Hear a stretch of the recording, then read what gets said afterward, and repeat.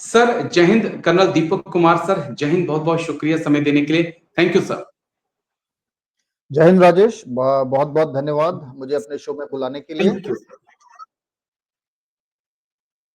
Sir. एक बड़ा अहम इशू जनरल मुनीर को राष्ट्रपति डोनाल्ड ट्रंप, अमेरिका के राष्ट्रपति ने लंच दिया है और उस लंच को लेकर बहुत ज्यादा चर्चाएं हैं कि इस लंच का जो बिल है वो क्या सिर्फ जनरल मुल्ला मुनीर पेड करेंगे या इस लंच का बिल जो है वो पूरे पाकिस्तान को पेड करना पड़ेगा। और इस लंच का और 6-7 दिन से पाकिस्तान के आर्मी चीफ अमेरिका में हैं और आखिरकार डोनाल्ड ट्रंप ने उनको लंच पे बुलाया, जमकर उनकी तारीफ भी की, पाकिस्तान की भी तारीफ की। तो इस लंच के का क्या मायने हैं सर, और इसका जो बिल अदा करना पड़ेगा क्या वाकई मुनीर अदा करने वाले हैं आने वाले वक्त में, या पूरा पाकिस्तान जो है वो इसका बिल अदा करेगा सर?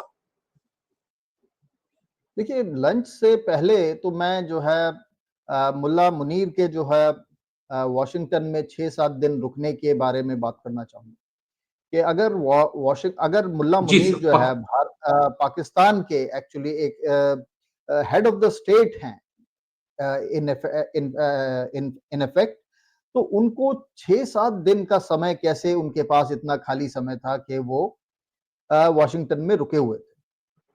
इसकी वजह ये है कि पाकिस्तान दरअसल अमेरिका का एक प्यादा है और जैसे एक नौकर को कहा जाता है कि तुम यहीं पे इंतजार करो मेरा, वो उनसे मिलने गए थे लेकिन डोनाल्ड ट्रंप ने उनको जानबूझकर उनको समय नहीं दिया और उनको इंतजार करवाया और सिर्फ ये जो है इसका मकसद सिर्फ ये साबित करना था कि देखिए आप ये मत भूलो कि हम कौन हैं, हम आपके जो है सरपरस्त हम ही हैं। तो एक वो चीन की तरफ जो जी पाकिस्तान का झुकाव पिछले कुछ सालों में नजर आया था, ये उसको जो है एक अपना वर्चस्व अमेरिका कायम करना दोबारा से चाह रहा था पाकिस्तान के ऊपर और उसी की वजह से उनको ये इतना इंतजार करवाया गया। जहां तक दूसरा सवाल है आपका कि क्या इस लंच का बिल सिर्फ मुल्ला मुनीर पे करेंगे या पूरा पाकिस्तान पे करेगा? इसमें तो कोई दो राय नहीं कि इस लंच का बिल पूरा पाकिस्तान, पूरा देश पे करेगा और ये पहले भी होता रहा। तो वो गए किस लिए थे? वो पाकिस्तान के लिए कुछ मदद मांगने गए, हो सकता है मांगेंगे इसके बदले में, और अमेरिका उनसे क्या चाहता है, ये भी इस पे चर्चा जी करना बहुत जरूरी है। बिल्कुल सर। यही पॉइंट था मेरा कि अमेरिका क्या चाहता है। क्या ईरान के खिलाफ कोई जमीन का इस्तेमाल, कुछ बेसिस का इस्तेमाल अमेरिका चाहता है कि मुनीर वो सुविधाएं उनको मुहैया करवाएं? क्या पर्पस क्या था सर इसका? क्योंकि इस प्रकार से तारीफ अगर राष्ट्रपति डोनाल्ड ट्रंप ने पाकिस्तान की और मुनीर की है तो कुछ तो मकसद होगा। ये पहले तो जो कि अमेरिका की जो डिप्लोमेसी है ना, आजकल जो चल रही है उसके बारे में ये नहीं पता कि अगले पल क्या हो जाए, वो क्या कह दें, अभी क्या कह रहे हैं और ओके। अगले पल क्या कह दें। इसके लिए मैं अपनी बात को प्रूव करने के लिए मैं उन्हीं की जो है कई सारे स्टेटमेंट्स आपको बताना चाहूंगा कि जेडी वेंस ने पहले शुरू में कहा कि इंडिया पाकिस्तान कॉन्फ्लिक्ट से it is none of our business, लेकिन तुरंत फिर जो है जी उन्होंने एक यू टर्न करते हुए उन्होंने जो है डोनाल्ड ट्रंप ने जो है सीज फायर के लिए क्रेडिट लेना शुरू कर दिया और फिर उसके बाद पाकिस्तान को जो है 1 बिलियन का जो है लोन इंटरनेशनल मॉनेटरी फंड से दिलवाया और सेंट्रल कमांड के जो चीफ हैं जनरल माइकल कुरिला, उन्होंने कहा कि पाकिस्तान जो है एक फिनोमिनल पार्टनर है और वो हमारे काउंटर टेररिज्म के जो ऑपरेशन है उसमें मुहिम में हमारा साथ देता है। तो ये सब बातें हैं कि जो है जो जिससे कि पता चलता है कि अमेरिका की जो डिप्लोमेसी है वो बहुत ही अनप्रिडिक्टेबल और मतलब एक तरीके से इम्पल्सिव सी है कि वो अगले वक्त मौसम का हाल जो है कहते हैं कि अगले पल क्या होगा वो कोई नहीं पता। दूसरा, ट्रंप फैमिली जी का पाकिस्तान में काफी इन्वेस्टमेंट है, एक रीजन ये भी हो सकता है।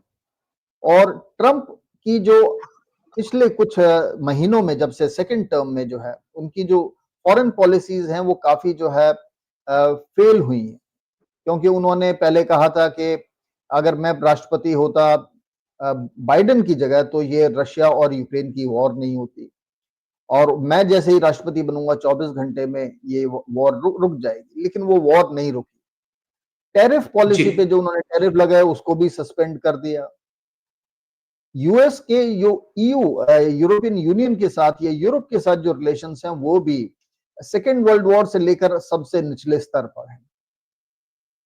और इजराइल ने भी यूएस के मना करने के बावजूद अब पता चल रहा है कि ईरान के ऊपर अटैक किया। तो ऐसे में लेकिन जो है हालांकि ये यूएस का एक लॉन्ग टर्म प्रोजेक्ट तो था कि ईरान के को जो है डीन्यूक्लियराइज किया जाए, लेकिन ये एक इमीडिएट गोल अभी नहीं था। तो ये दरअसल क्योंकि उनके एक बड़े प्रिंसिपल एलाई हैं इजराइल और बेंजामिन नेतन्याहू, उन्होंने कर दिया और उन्होंने इनिशियल ग्राउंड वर्क काफी जो है ठीक ठाक कर दिया। तो यूएस को लगा कि शायद इसको हम अपने प्रोजेक्ट को, जो हमारा प्रोजेक्ट था, लॉन्ग टर्म प्रोजेक्ट था, उसको पूरा कर लेते जी, हैं। तो इसके लिए उनको जो है पाकिस्तान से जो है मदद की जरूरत पड़ेगी, क्योंकि एक जब तक जो बूट्स ऑन द ग्राउंड नहीं होंगे तब तक वहां पे रेजीम चेंज नहीं किया जा सकता। आप मिसाइल्स और एयरक्राफ्ट से आप नुकसान तो कर सकते हैं, डैमेज तो कर सकते हैं, लेकिन अगर आपको एक वहां की सत्ता बदलनी है तो आपको बूट्स ऑन द ग्राउंड भेजने पड़ेंगे। और उसके लिए पाकिस्तान की तरफ से, पाकिस्तान एक जो है आसान रास्ता है, पाकिस्तान की तरफ से भेजा जा सकता है। दूसरा एक ये सुनने में आ रहा है अभी कि जब ईरान को के न्यूक्लियर वेपन्स को या न्यूक्लियर मटेरियल को जो है वहां से हटाया जाएगा, तो उसको जी, पाकिस्तान के शायद हो सकता है कि टेम्परेरीली किसी कुछ पीरियड के लिए पाकिस्तान के सुपुर्द किया जाए। तो इन सभी जो है कारणों की वजह से मुझे लगता है कि पाकिस्तान अगर अमेरिका जो है ईरान में जो है दखल देता है सैन्य रूप से और अपने जो है ग्राउंड फोर्सेस वहां भेजता है, तो पाकिस्तान का इसमें एक अहम रोल होगा। Okay sir. एक बस आखिरी सवाल जिसका जवाब मुझे चाहिए होगा भारत के लिहाज से, क्योंकि ऐसी खबरें भी आ रही हैं कि बदले में मुनीर ने ये कहा है कि यस, आपकी डिमांड हम मान लेंगे, लेकिन बदले में हमें 5th जनरेशन फाइटर जेट्स और कुछ एयर डिफेंस सिस्टम थार जैसे और कुछ आधुनिक मिसाइलें चाहिए होंगी।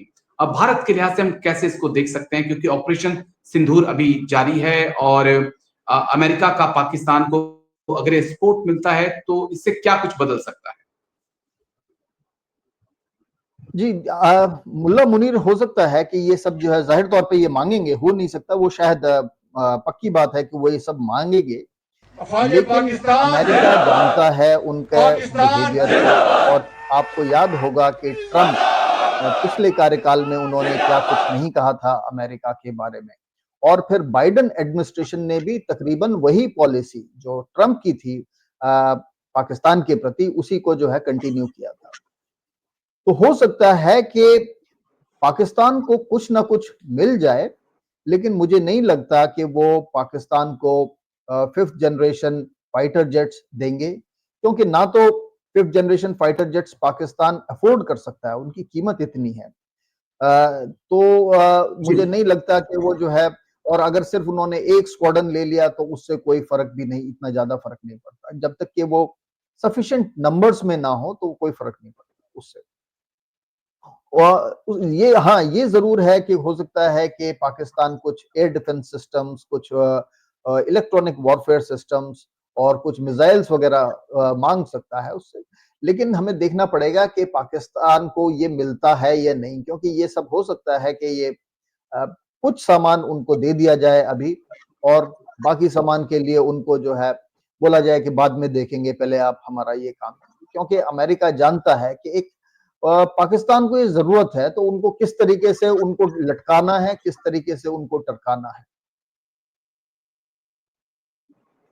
ये बड़ी अहम बात कही है आपने कि दोनों बराबर के ही खिलाड़ी हैं, लेकिन चलिए इंतजार रहेगा कि क्या कुछ इस डील के अंदर होता है। लेकिन सर, आपने एक बड़ी अहम बात कही है कि ये जो कीमत है, मुझे लगता है पूरे पाकिस्तान को ही चुकानी पड़ेगी, जो लंच जनरल मुनीर करके आए हैं डोनाल्ड ट्रंप के साथ। बहुत बहुत शुक्रिया सर, आप आए और इस बेहद संजीदा मुद्दे पर आपने बात रखी। थैंक यू सर इसके लिए। जय Hind. Thank you sir, thank you. जय हिंद, धन्यवाद।